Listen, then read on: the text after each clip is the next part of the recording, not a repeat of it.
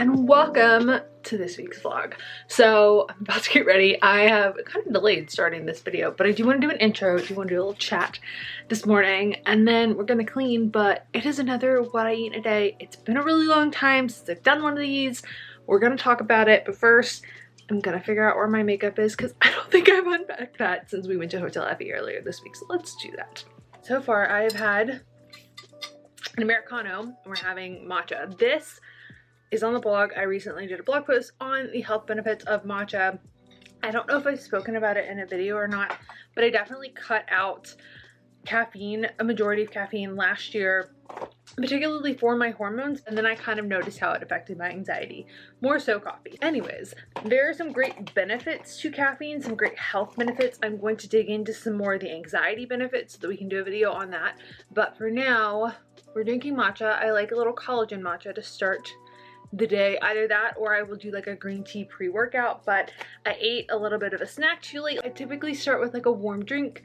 Typically it's just a plain Americano and some water. I don't really do the lemon water thing. I find sometimes that the acidity and the juice from the lemon just is a bit too much for my stomach first thing in the morning, so that's not typically something that I go for. I'll do it later throughout the day. I'll do like an infused lemon water where I set the lemon in some water overnight to let it infuse that way, and I find my digestion can handle that a little bit more. But for today's topic, for today's vlog, I really wanted to focus on the ideas behind healing from disordered eating and what I eat in a day for my mental health, both for the actual benefits of our mental health, because 80% of your serotonin lives in your gut. So how you're eating is really impacting your mental health overall, and we don't talk about that often. So diet has a big key of that, but we are a generation, we are a culture who has dealt with all kinds of diet culture, all kinds of just learning and constantly hearing what we can and can't do with our bodies, what we should and shouldn't do, what's healthy, what's not healthy.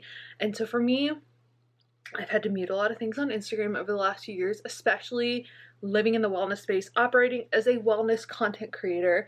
But at the same time, I really, I've had to learn what works for me. So it's taken me a while to film this vlog because the last couple of times I've tried to do it, I've honestly felt really, really triggered. It's just felt like I wasn't doing it right. I wasn't good enough. So it's taken me a really long time to kind of come to a place where I just don't listen to anybody else. I try to be somebody who's consistently open to other ideas and checking in with, okay, well, is what I'm doing the best thing for me? And sometimes self-care and self-help can be a little bit too much, and you just overthink and you don't make the progress, and it becomes a little more toxic. So for me and what I'm eating, I definitely have food restrictions, and I think that a lot of times people talk about not having food restrictions as a part of healing from disordered eating. I'm gonna tell you now, I have food restrictions because there are certain things I know just based on experimenting don't work for my body. I know I thrive my best when I eat a certain way, and so getting to that space has taken me some time. But the biggest thing I think that I have worked on and I'm still working on is really acknowledging when it's anxiety in my body and it's a need to control and to do it, to shove an emotion away. That's something I still find myself continually working through and continually distracting myself from in the moment until I can get back to a place where I'm like, okay, well, why do I feel anxious? Because for me, sitting in the anxiety just spirals me. Like, it's not productive. I don't get anywhere. It doesn't really help. So this morning I woke up and I wasn't super hungry. I had a waffle and some bacon last night, and then I ate another waffle a little bit later, and I probably didn't eat it, and I haven't been really hungry. And so I was feeling quite tired, which is why we went for the matcha. Now, I super love this matcha for a lot of reasons. One, I like the taste of it. Two, it has collagen in it. And that means that I'm getting a little bit of the protein that goes with my caffeine, so it takes a little bit longer for it to digest, and I feel like that's just a little bit better for me overall. Physically, the anxiety kicks in. I can feel it heavily more so with coffee, which is why I tend to stick with like a decaf.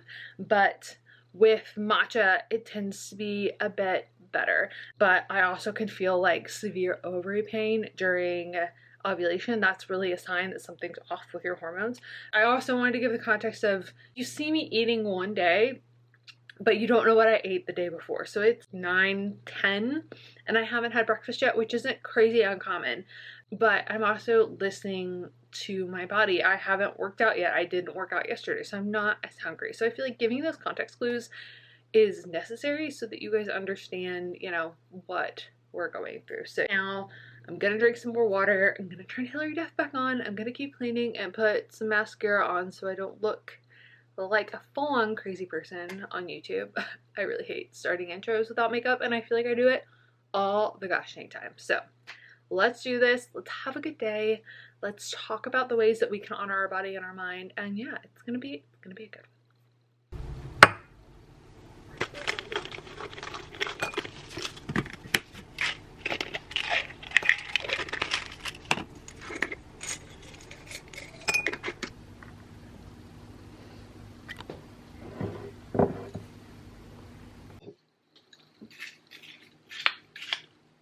Our kitchen.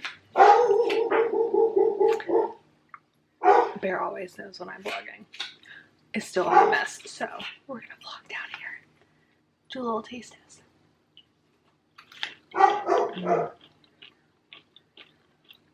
Solid breakfast. I'm going to do a Peloton ride today. One of my goals this year is to do a half marathon, and that's gonna take some time, but I also really try to like move every single day, every other day at the very least. If nothing else, I try to go for a walk. Anxiety kind of builds up in my body and I just don't feel very settled, but I tweaked my lower back. So I had intentions of going for a run today, but I think we're gonna try for a low impact ride because I can kind of feel my lower back having some issues. I don't know that I really want to do yoga, even if it's only a 20-minute low impact ride. I was gonna start with 30. I think we might do a 20, but I have my headphones, so we're gonna pop those in. I really like using headphones with the Peloton. I feel like it just really keeps you in the bubble, especially when the dogs start barking and everything happens in the house. Like, I want to stay in the zone. And then I have my BCAAs. Today I'm drinking BCAAs. I really try to prioritize electrolytes over anything. The BCAAs I'm using, I would not recommend. They have aspartame in them, and that is not great for your gut health. One of the things that you need for your gut is you need good bacteria, you need bad bacteria. And I believe that aspartame is one of the things that feeds the bad bacteria. There are a lot of sugars, a lot of the processed foods and the refined foods, and just a lot of that stuff that they tell you isn't that great for you that really feeds the bad bacteria in your stomach. So I haven't found a BCAA that I adore. I feel like the Tropico ones are probably the closest, but it takes forever to get stuff from Australia and the States. So, you know, you have to be prepared ahead of time, and I'm not always that ahead of schedule. So we're gonna find a ride. The one thing I do love about using the actual Peloton is obviously, like, I can save classes, but I can search by artist. So the other day I really wanted to do something with Ariana Grande as a part of the mix. Music is really important for me, so I went and kind of picked that. But today I'm gonna go in and filter the low impact rides, and these are ones that I've saved. A lot of times I'll go through on my phone and save things ahead of time just so that I have them, and it's a lot less time for me to search. I tend to use the same instructors all of the time, and sometimes I have a specific energy. I was kind of vibing and feeling like I needed some Robin energy in my bubble, but we'll go through and see. But yeah, we're gonna do a low impact ride today and just kind of get the energy flowing. And low impact means that you don't come out of the seat. So everything I do is chilling on the Peloton. I don't use weights. They'll tell you if weights are in the ride. Nobody asked for a mini Peloton review. You're getting it anyways. But yeah, I'm gonna pop my headphones in and get to work.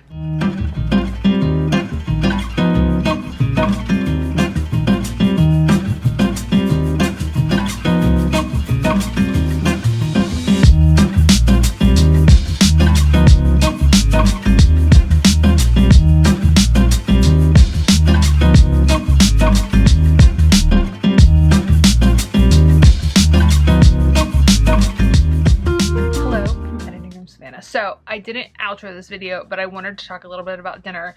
That's the first time that I've made anything from the Sunny app. I'm gonna test it for the next couple months for you guys and do a review that'll be coming later. But this day of eating for me was moderately balanced. It wasn't my best day ever. It wasn't my worst day ever. It was definitely a day of me trying things.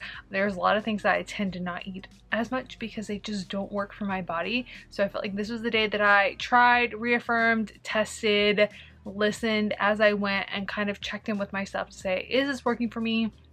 Does this work for me? How do I feel after I eat it? And what are some things that I need to change? And dinner was not the best one for me. It's a little too carb heavy based, that particular recipe, which for me means that my blood sugar spikes. I'm really tired really quickly and it just doesn't vibe really well. I ate some of those chips while I was cooking and then I made like a salad bowl out of it instead of the nachos of the recipe because I thought that it would be too carb heavy, and I had it for leftovers the next day.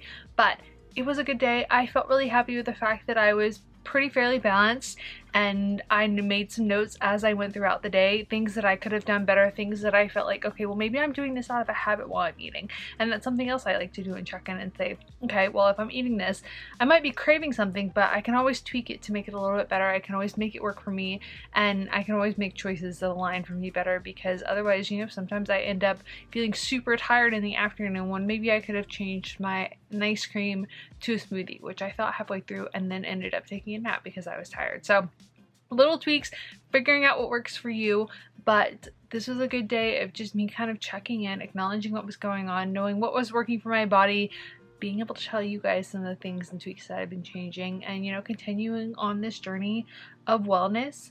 Is it a perfect day of eating? No, I don't think anybody ever has a perfect day of eating, but there are things that we can learn that work better for us, and especially how we react after we eat something, and this was the day that kind of reaffirmed that for me. So if you like this video, make sure you give it a thumbs up, give it a like, because it really supports my channel. Let me know in the comments down below what videos you want to see. If you'd like to see more what I eat in a days, with these little tips and tricks throughout them, telling you the things that I take, how they impact your body, the ways that you can make tweaks to have more energy, the things that you can do for your mental health, all that jazz. And yeah, there will be a new video up on Monday for your enjoyment. I love you. It is a good day to have a good day, and I hope you all have a beautiful day wherever you are.